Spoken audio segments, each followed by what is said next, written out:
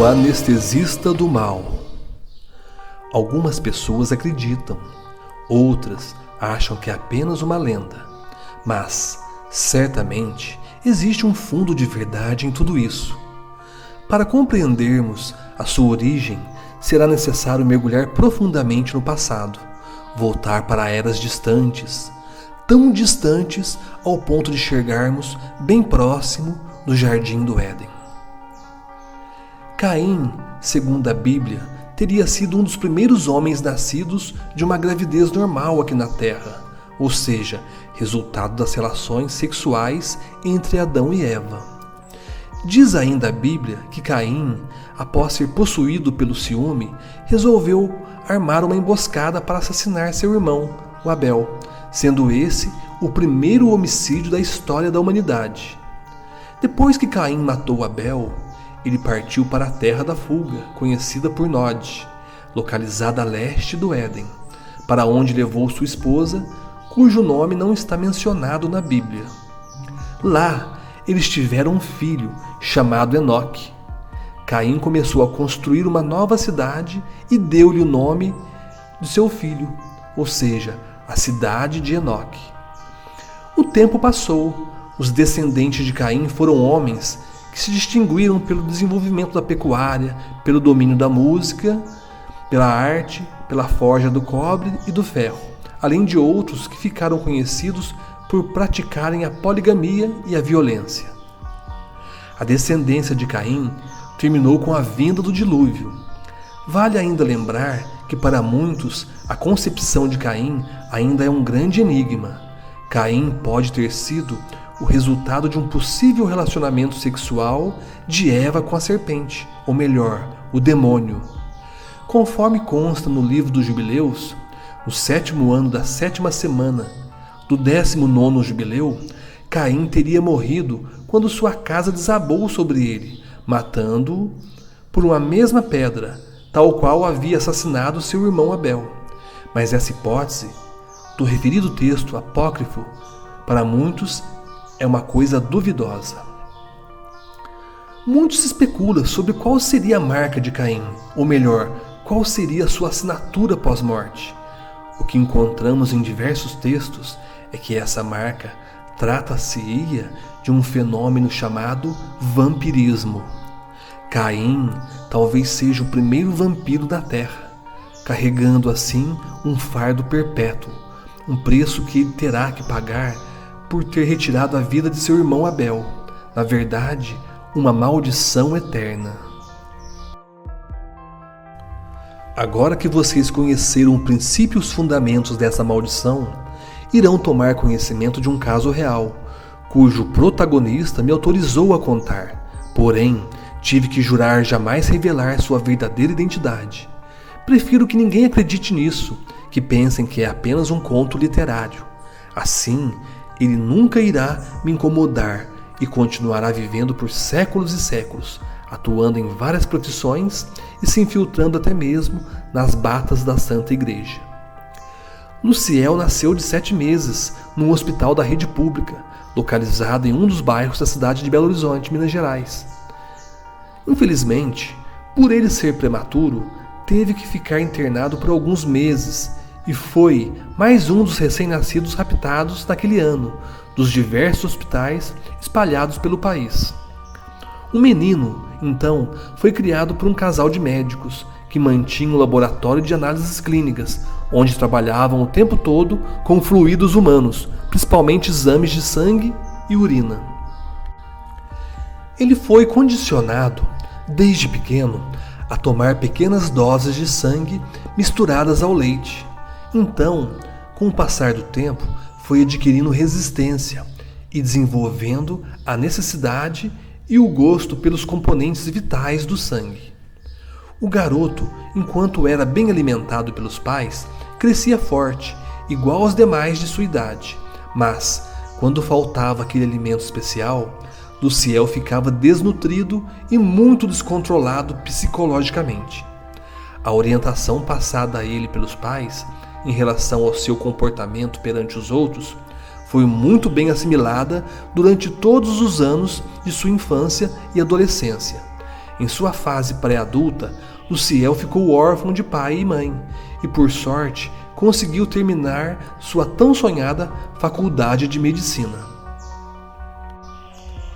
O casal de médicos foi assassinado por autores desconhecidos e os corpos foram encontrados carbonizados, com uma espécie de lança de prata cravada em seu tórax, misturados aos escombros daquele laboratório, que foi incendiado e totalmente destruído.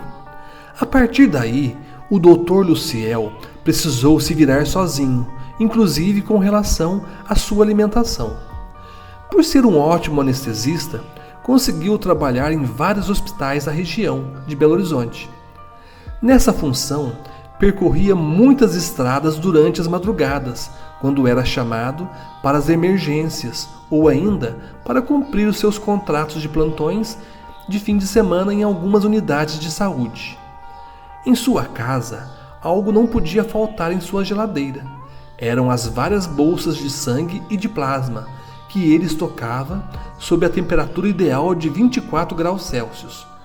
Aquilo era o seu alimento básico. Se porventura faltasse, alguém teria que servi-lo, mesmo que fosse com a própria vida. Certo dia, um acidente grave aconteceu nas redondezas e Dr. Luciel foi chamado durante a madrugada para uma cirurgia de emergência. Naquela semana, a sua geladeira estava completamente vazia. Todos os hospitais em que ele trabalhava estavam sendo investigados pelo desfalque de bolsas de sangue. O Dr. Luciel chegou muito irritado àquele hospital, colocou suas vestimentas e, sem cumprimentar os colegas, entrou no centro cirúrgico. Toda a equipe médica estranhou seu comportamento. Ele começou a sedar aquele paciente na mesa cirúrgica, porém, a respiração do anestesista foi ficando ofegante. Ninguém ousou perguntar nada ao doutor, simplesmente os respeitaram, pois aquela cirurgia era mais importante que tudo naquele momento. Ao fazerem uma incisão, uma artéria foi cortada indevidamente e ao ver aquele sangue esguichando, o Dr. Luciel não conseguiu se controlar. Suas presas apontaram imediatamente. Sua força mental conseguiu apagar todas as luzes daquele hospital. As portas magnéticas, os telefones e os elevadores também deixaram de funcionar.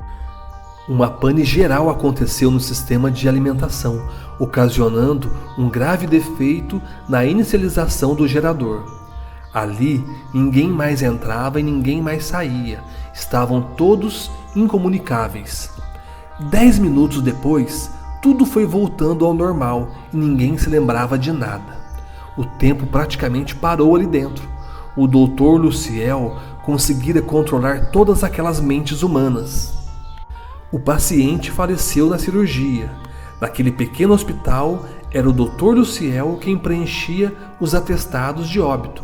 E nesse, ele descreveu o seguinte: paciente vítima de acidente automobilístico. Apresentou politraumatismos e não resistiu à cirurgia. Data e hora do óbito: 7/7/2007, às 3h37.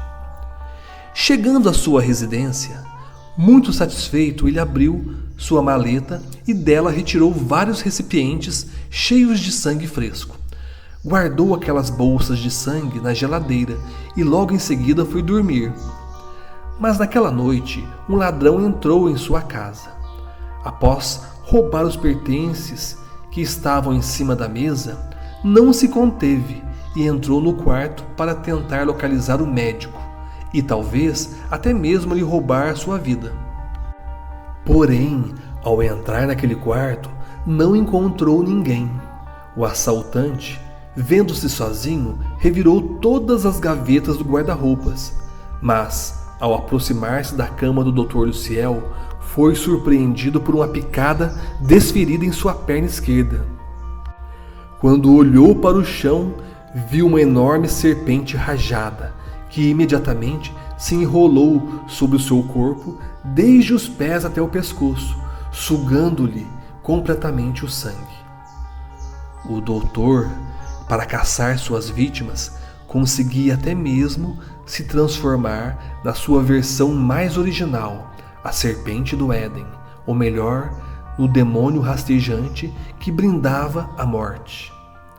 Desde pequeno, Luciel foi alimentado com resíduos do verdadeiro sangue de Caim. Suas vítimas não sentiam dor alguma. Sabem por quê? Porque ele era um ótimo especialista em causar letargias. Ele era o anestesista do mal. Talvez o símbolo da medicina tenha alguma relação com tudo isso, mas prefiro mesmo não entrar nesses detalhes. Esta é uma história verídica.